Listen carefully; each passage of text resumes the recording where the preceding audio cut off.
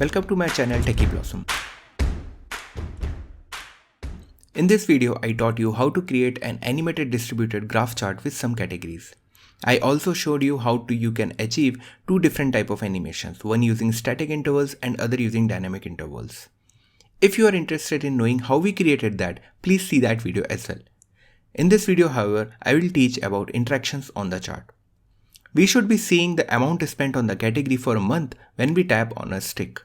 And when we tap on other stick, we should see amount spent on that category as well.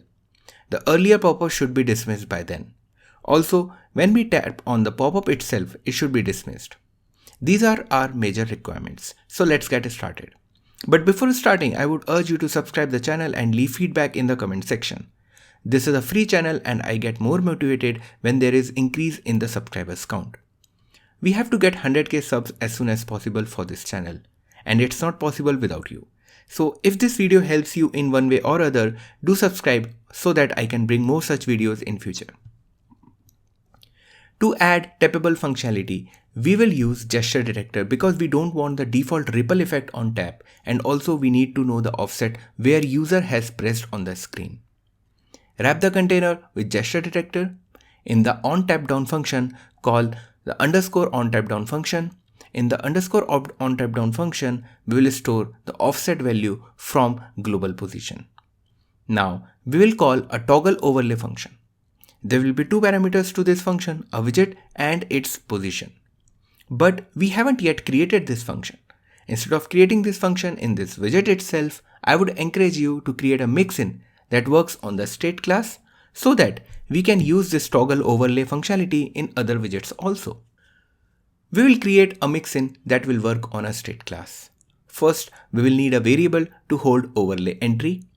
With this only, we can inject a widget in the tree above any other widget. It works like a stack. Because we need to know whether overlay is visible or not, we need a field for that. Based on this, we will decide whether to hide the overlay or make it visible. Checking whether overlay entry is null or not, we can clearly assume whether overlay was visible or not. Now we can write toggle overlay function. If overlay is shown, we remove it, otherwise we insert it. To remove it, we create another public function remove overlay. This will call remove on overlay entry and also mark it null so that is overlay shown also calculates correctly. Now we can create a private insert overlay function that will add our widget to overlay entry. This is private because we already have toggle overlay function to handle insert and removal both.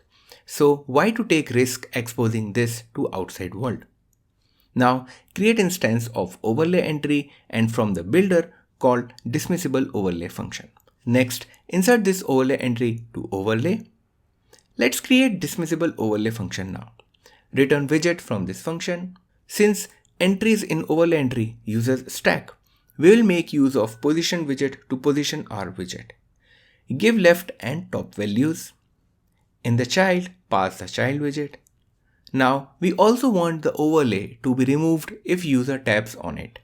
So wrap this with gesture detector and call remove overlay on tap. Now most of the work is done. Best practice is to remove overlay in dispose function and also remove it when dependencies change. Since we have this mixin for a state class, we can use these functions. So majority of the task is done. Now let's come to the stick widget and apply this mixin. The toggle overlay function no longer shows error that is not present. But to make it work, we need to provide a widget that will be visible in the overlay. Let's name the widget as overlay UI and pass it in toggle overlay. Pass offset as well. Now it will have border color and info that it's going to show. I will use container and box decoration. Give the border color. Give some radius and a background color.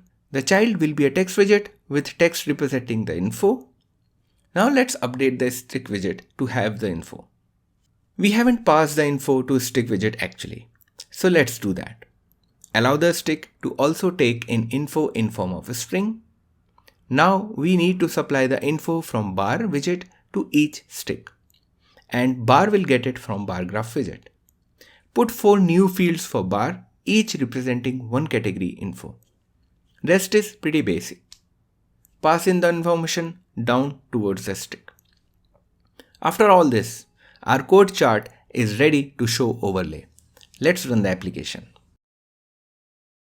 You can see when I tap on a stick, the overlay is visible, but when I tap on other sticks, the previous pop-up is not removed. Tapping on other stick is not removing existing pop-ups. How do you solve that? For that, we need to use tap region widget. Wrap the gesture detector of stick with tap region. For on tap outside parameter, call remove overlay function from the overlay mixin. On restarting the application, the problem is now solved. And on tapping on other sticks, the initial overlay is also gone and new overlay pops up at new location. The pop-up starts from where we tap. So what happens when you tap at the very right end of the chart? Like in this case, it shows partial pop-up. Ideally, if there is no space to show pop-up, we should be showing it on left side of the bar or at least in the bounds. We can easily fix that. Go to onTapDown function and instead of directly assigning global position to offset, make use of the screen width. Check if global position is more than 60 points in X direction. If it is, update the offset to be 50 or 60 points towards left by subtracting an offset from global position. And if not, then we are already able to show the pop-up at global position. Now you run the application and you see the problem is now solved.